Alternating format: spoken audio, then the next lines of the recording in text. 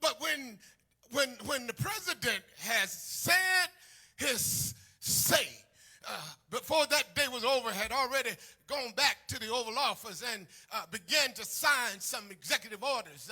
I don't really want to dwell there a whole lot, but I just simply want to make reference to that the president is now in a position and ready to move forward in governing. Oh, God. But the president can only rely on the cabinet members in which he gets the privilege and the pleasure of selecting. And when they are selected, then they have to go before a confirmation hearing. What is a confirmation hearing? It is the legislation rule is that all cabinet members will now have to sit before the Senate and be confirmed and validated for the recommendation or suggestion made by the one who sits in the highest seat in the Oval Office. It comes with duty and it comes with responsibility. And everybody knows, America knows, any way of living in America, we know that the president, oh help me, has the power to look out among his constituents and select persons who he can trust and give responsibility to their particular and unique area of responsibility. And that being the case, now Biden's electees or suggestees now have to be confirmed by the Senate. So what are you saying, Reverend? This inaugural. Well, so much for that. I want to now shift to the topic of our discussion and the theological justification and validation for our discussion today. And as it relates to the ministry of Second Baptist Church. Corey, can you put up the flyer for me, please?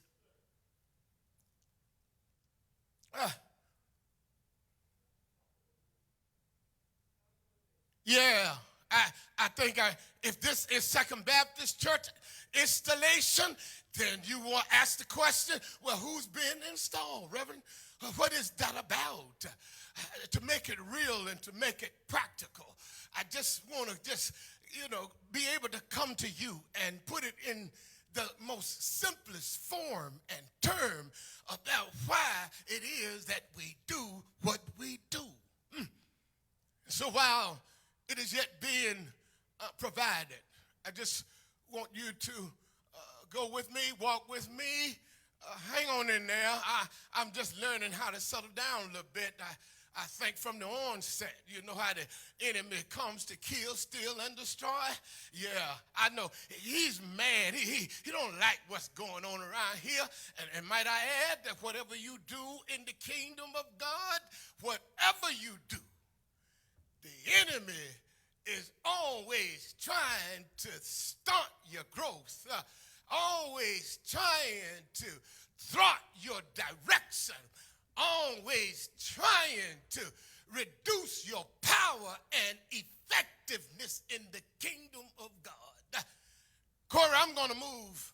I'm just going to call the names, at least as far as the ones I can remember. Let's start out the deacon's ministry, Deacon Dewey Gunn.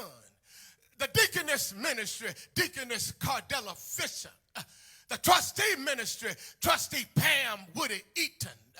The usher is Brother Eric Griffin. Hospitality, Sister Lillian Hicks. Christian education, Dr. Bobby Anderson.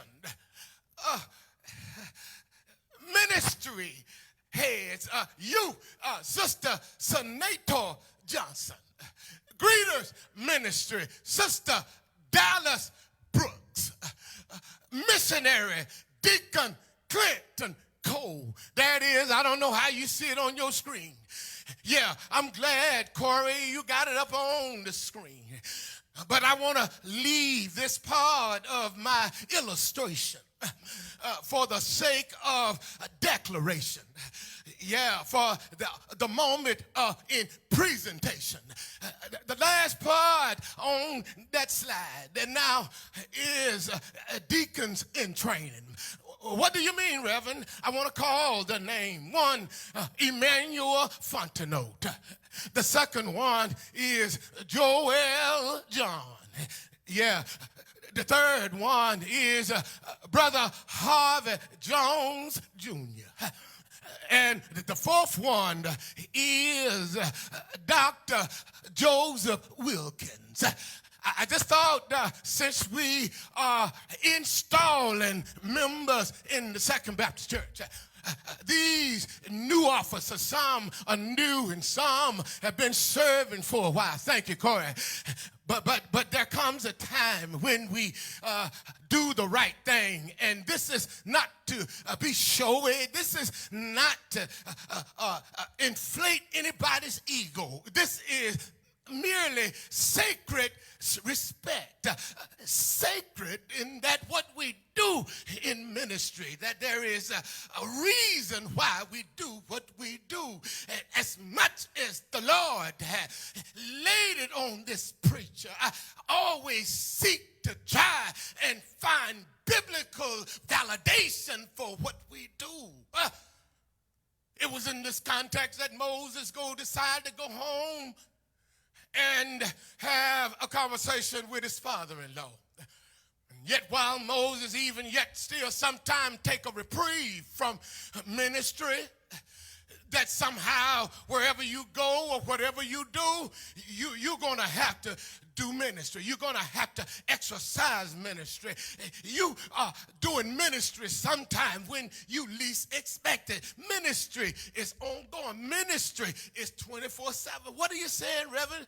Moses' father-in-law, Jethro, on the next day went to see Moses and found Moses weary, and the line was as long as it is from Chester to Richmond. Folk lined up. They were not social distancing either. They didn't have on no masks. They was all bunched up together. They lined up for hours, Moses sitting here to talk to them and try to give them counsel in their disputes. He said, why do they come to you like that? Well, because they want to hear through me from God. It's amazing to me who God calls primarily responsible for leading God's people.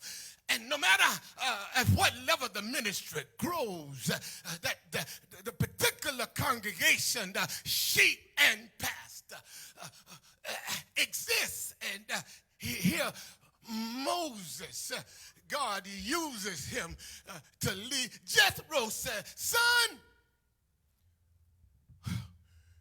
this ain't good for you. What I see happening in your life, Moses, this ain't good for you. It's not healthy for you. You're going to run yourself down. You're going to become weary if you don't do something, Moses, to get a handle of the multiplicity of ministerial and kingdom assignments. I know sometimes we feel that we are invincible, that we can do a lot of things. And some of us have been spiritually endowed. Some of us have been positively and gifted, equipped in the body of Christ to do that what God has called you to do. And the amazing thing for me in kingdom work, in ministry, we get to share together. And not so much that God puts favor on one in being able to have the ability to do special things, but God has blessed us all as a result of 1, 2, or 3 gifted folk, that the whole ministry are blessed. So Jethro, the father-in-law of Moses, he recognized the quality. His father-in-law, Jethro, was only a priest himself. His father-in-law, Jethro, understood the rigors of ministry.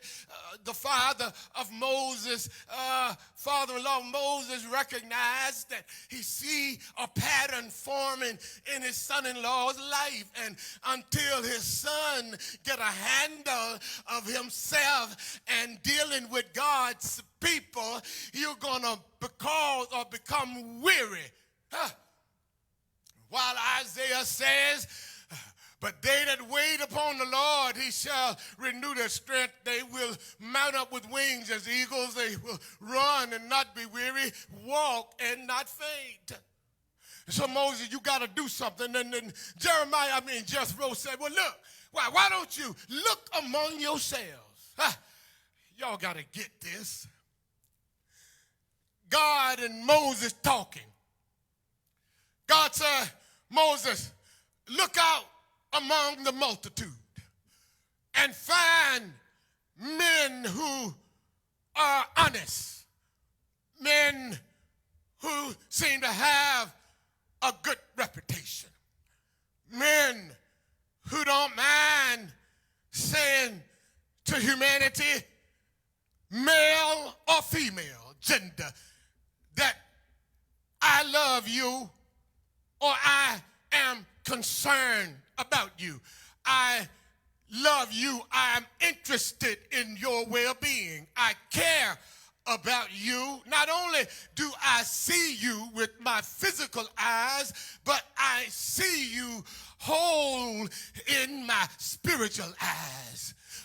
Moses, they say, look out among the multitude and pick somebody who is capable of living up to your expectations. Pick somebody who you feel that if you grant them or give them a particular assignment, that there is no question in your mind that you can count on them when the going gets tough, or that you can count on them in whatever their unique and particular assignment is in the kingdom of God. I'm just trying to show today the importance of living for the Lord. Now, this is inaugural installation. On one hand, in America, we saw it just recently, but today, Second Baptist is doing the same thing. They have looked out among the multitude, and God's divine providence and God's divine election and God's divine selection has called a parade of individuals who are officers and who have demonstrated that they have the power to alleviate the burden on Moses.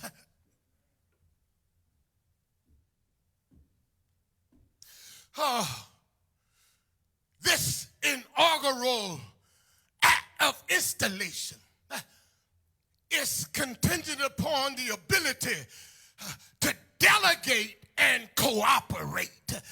Tap your neighbor. So what did he just say? The ability to delegate to those who will cooperate. God help me today. This matter of selecting people of reputation, selecting people who have already established in the community, selecting people who have already shown signs that they are able to do what the Lord has called them to do.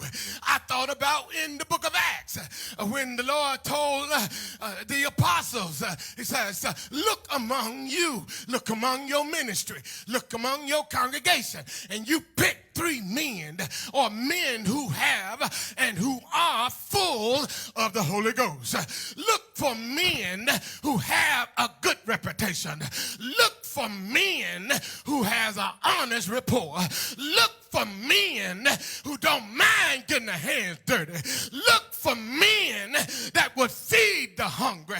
Look for men that would hold the burdens from being placed on the man of God. Why do you need an installation? Because the pastor can't do it by himself. That's what Jethro, he said to his son-in-law, said, Moses, you're going to tear yourself down.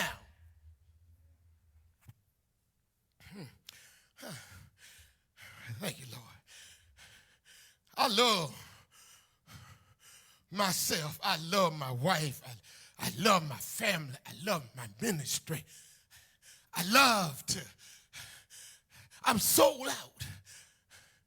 All of y'all listening, Second Baptist, this is not the same Johnnie Fleming you knew pre-corona. He's moved. He don't live here anymore. And all I'm trying to do is to give relativity to what we do in ministry on a regular basis. Everything we do has a purpose. We don't just do stuff just to be doing it. We do stuff so folk can feel good about what they're doing. This is about what the Lord has allowed to happen. And I'm grateful that God gives, even in the Exodus story, Jethro, Moses' father-in-law, cared for him enough to drop some nuggets of wisdom on Moses. And Moses reciprocated. Moses articulated. Moses demonstrated that he heard God. Yeah, yes he did. Thank you, Lord, for serving Moses. Thank you, Lord, for giving us such a one. And maybe when Jethro, Moses' dad-in-law, spoke wisdom to look among the crowd and place over them put a leader over 1,000 of them. Then put a leader over 100 of them. Then put a leader over 50 of them. Then put a leader over 10 of them. You remember in school? You remember your decimal places? You remember how you start from the right? You got 10, 50, 100, 10, 10,000. Oh, 100,000. Look at God. Moses, place somebody over these people. And Moses, look at here. Moses says, look, give them the responsibility. Here, bring all of the major problems. Bring every important problem. Bring every situation that requires divine pastoral responses. Bring him to the man and the place I have ordained to lead God's people. Bring him. Look, bring me all of the major stuff. And I will give you counsel on how to rectify. I'll give you counsel. Even in our ministries, we struggle all the time trying to get it together, work together with one another to do ministry. But there are external proclivities. There are diseased areas that lies around the table lurking as we attempt to do major work in the kingdom.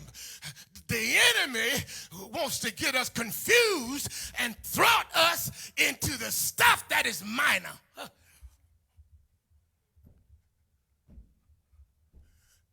The Lord is speaking today. Moses said, look here. Those I set over 1,000, 100, 50, and 10. When it comes to the big stuff, bring it to me. But the minor stuff, y'all take care of it. What are you saying, Reverend? My dad is to suggest that maybe the pastor have been pulled down too long. He been up all day. He have a line of folk waiting to talk to him. What do they want? They want to hear from God. They want divine wisdom. They want to believe that in light of COVID-19, that I will be able to get my vaccine shot.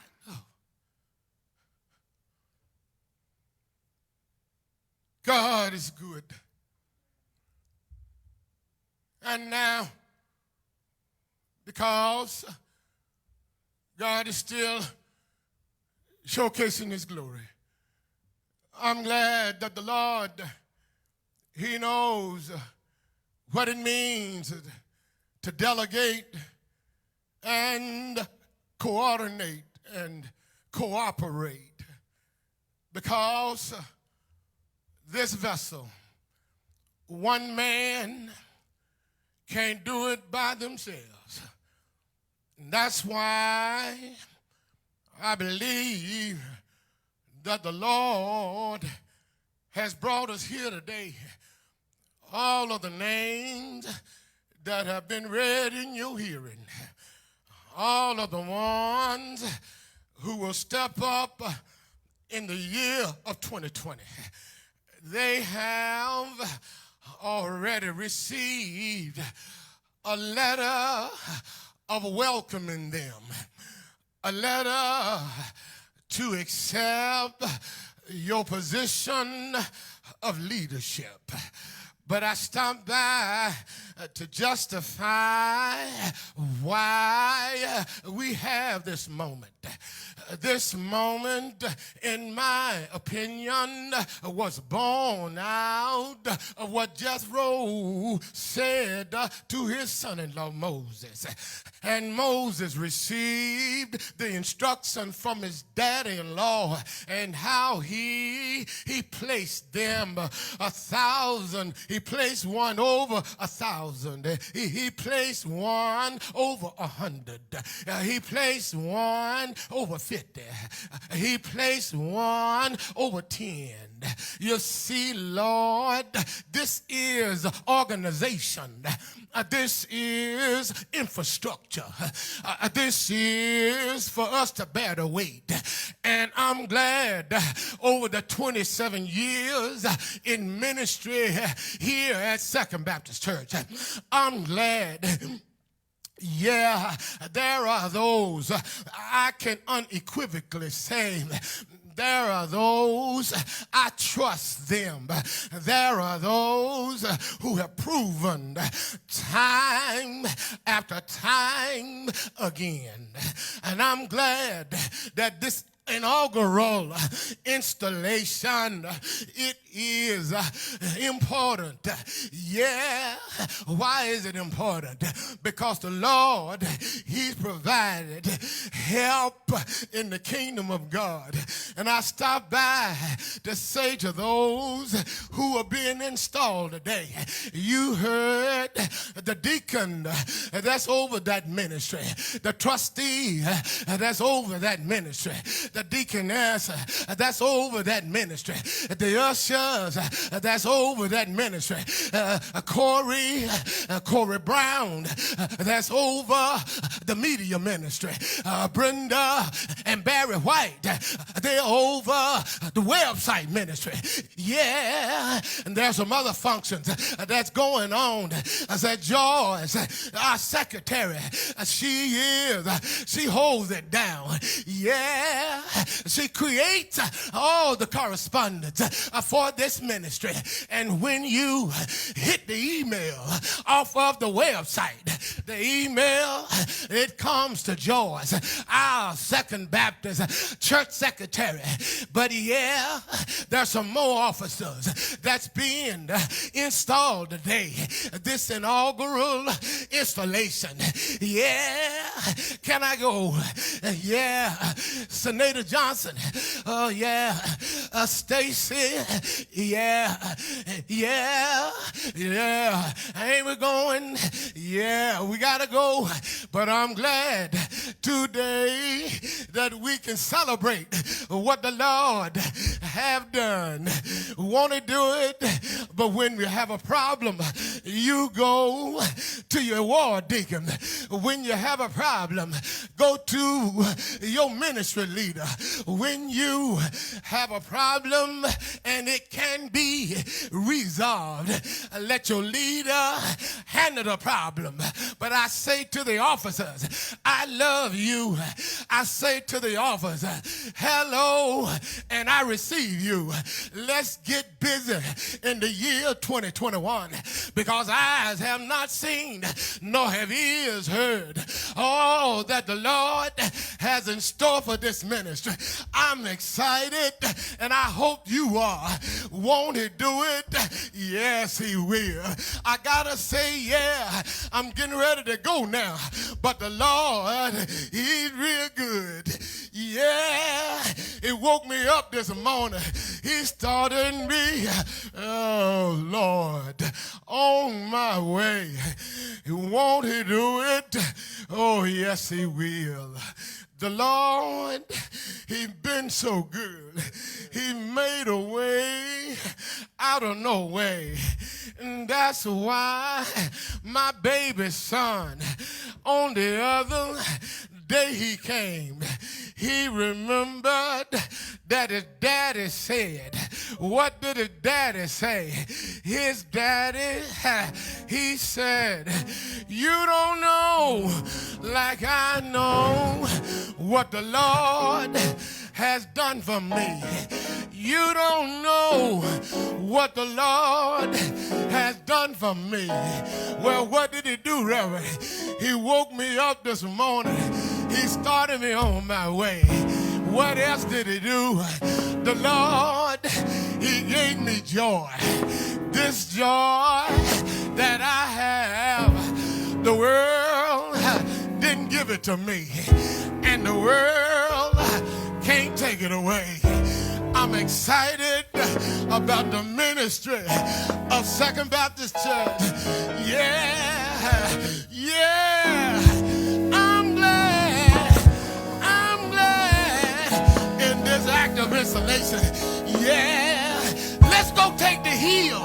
All of the officers, there is work to do. Yeah, we can do it in harmony. We can do it in succinctly.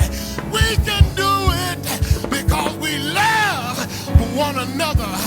Yeah, we gonna get it together. We gonna get it right.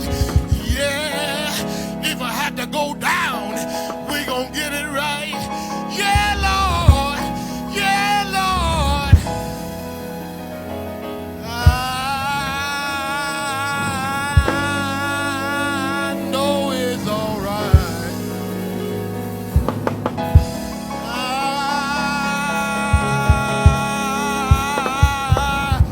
know it's all right. Whoa! All right. Yeah. Thank you. Whoa! The door of the church is open.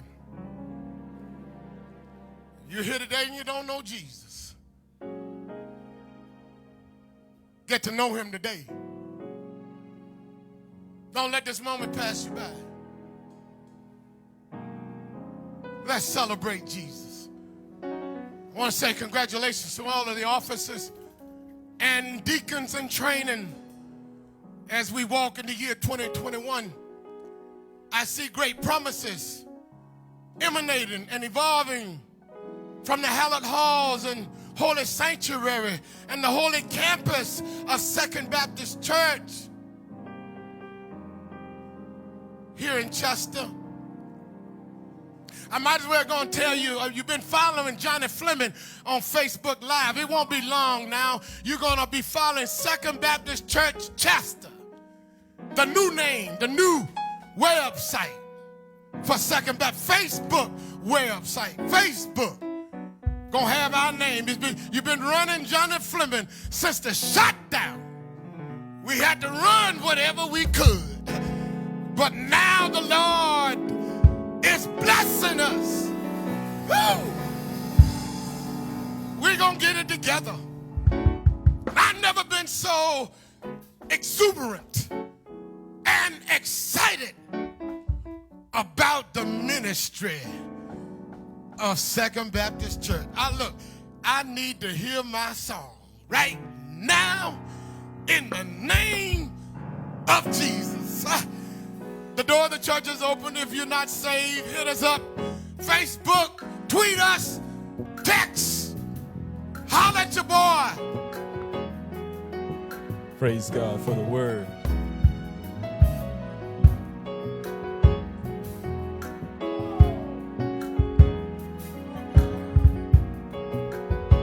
I like that. When you see me doing my best to be good to my fellow man, when you see me doing my best to live the life of a Christian man, all I'm doing is trying to make it in. All I'm doing, oh, is trying to make it in. When you see me with my Bible on my way, y'all, to the house of the Lord. When you see me trying to get people to live on one accord, all I'm doing is trying to make it in. All I'm doing is trying to make it in. All I'm doing is trying to make it in. All I'm doing, y'all, is trying to make it in. 'Cause in a few more days, in a few more days, in a few more days, in a few more days, it will all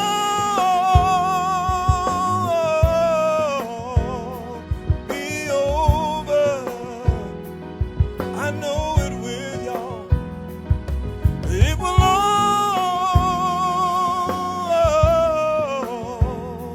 be over. Listen, one more verse. When you see me wearing a smile and showing love to everyone, and at the end of the day, I go down on my knees and say, Lord, forgive me for all the wrong I've done. Ooh, all I'm doing is trying to make it in. All I'm doing, oh, is trying to make it in. All I'm doing is trying to make it in. All I'm doing, yeah, is trying to make it in. 'Cause in a few more days, in a few more days, y'all, in a few more days, in a few more days, it will all be over. I don't know how much long I have, but it will all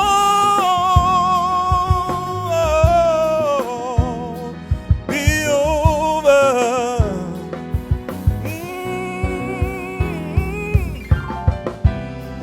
I've got to work out my soul salvation.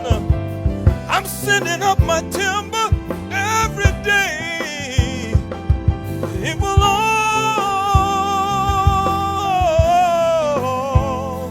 be over. Thank you, Jesus. Thank you, Jesus. It will all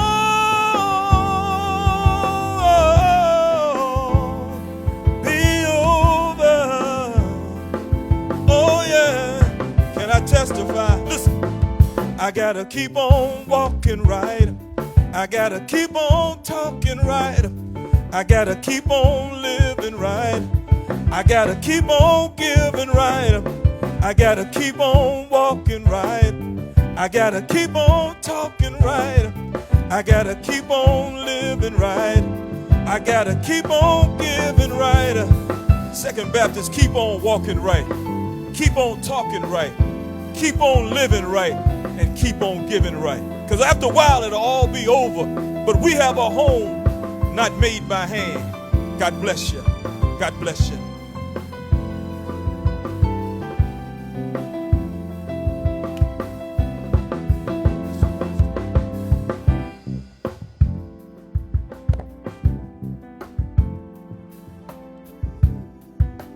right, we're getting ready to go home, but as I was naming those who are being installed, I left off one. I didn't call their name, nor did I state their position. As I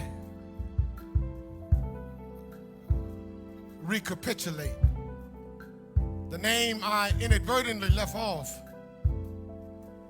to my surprise, should have been added. The name of the person in the ministry that I'm referring to is the office of the First Lady of Second Baptist Church. And her name is Clementine Fleming. While she is the pastor's wife, the mother of my children, my friend, and all that she is to me, she is an honorary member in any ministry. Her wisdom and her counsel is welcomed by all. And so that oversight has now been completed. I have made good on my shortcomings and my shortfalls. We have been blessed today. Mama, I love you. Pop Joe, I love you. Mom-in-law all the way in Roanoke Rapids, North Carolina, Mother Lucille Daniel. And of course, my daughter, the four women I love. I love this community. I was called early, 5:30 this morning, got a call to respond to a 911 police call. And I have been doing this over 20 years, and I found myself out early this morning, yet still serving our community and responding to people when they lose loved ones, to go into their homes and find them being total distraught. And the only help I can offer is just my mere presence and my ear and heart to feel their hurt. There are many moments that I'm convinced that God been good to me. And because I know he's been good to me, I'm going to keep on giving my best. As Earl sang, I'm just trying to make it in. I'm just going to keep on trying to live right. I'm just going to keep on trying to give right. So I love you, Corey. I love this ministry. Thank you all for coming. Enjoy the remaining of your day and have a beautiful day. So here now until we meet again. Peace.